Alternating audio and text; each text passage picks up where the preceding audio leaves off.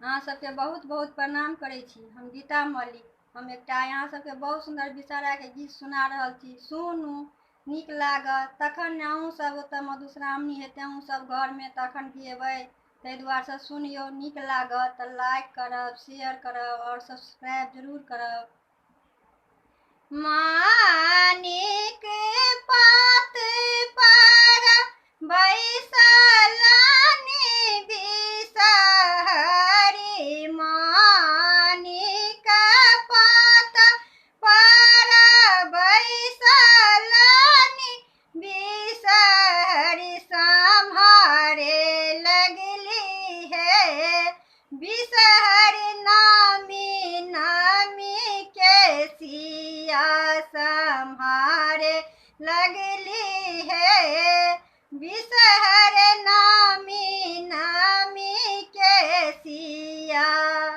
घोड़बा चढ़ल एलखिन है नागर सिलबा, घोड़बा चढ़ल एलखिन है नागर सिलबा, पकड़ि लेलखिन है नाग नागिन के अचरबा, पकड़ि लेलखिन है नाग नागिन के अचरबा। मानिक पात पर बैसलनि बिषहरि, सम्हारे लगली है बिषहरि नामी नामी के सिया, सम्हारे लगली है बिषहरि नामी नामी के सिया। छोड़ू छोड़ू आहे नाग हमरो चरबा, छोड़ू छोड़ू आहे नाग हमरो चरबा, से रोबत हेथिन है मोरा गोदी के बालकबा, से रोबत हेथिन है नाग गोदी के बालकबा।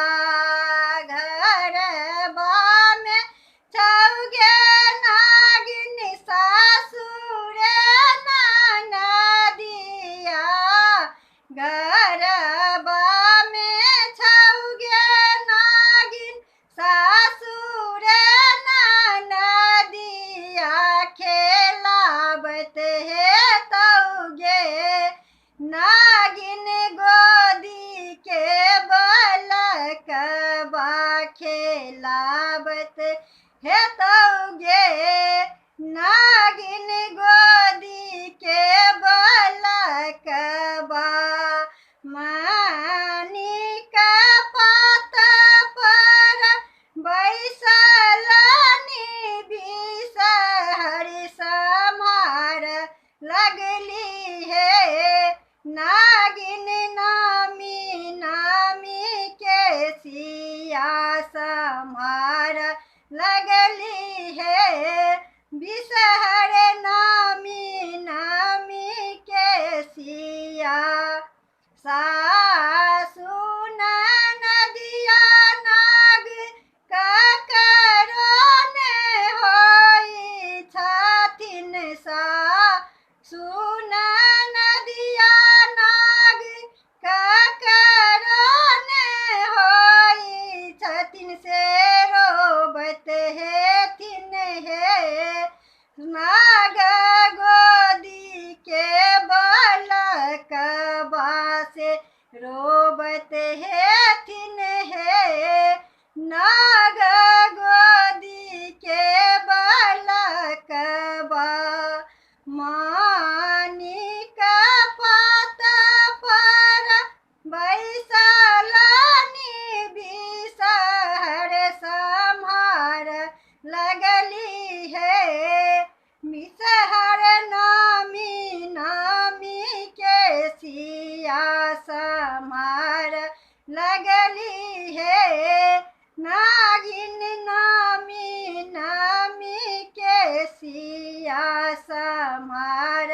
लगली है नागिन नामी नामी के सिया समार लगली है विषहर नामी नामी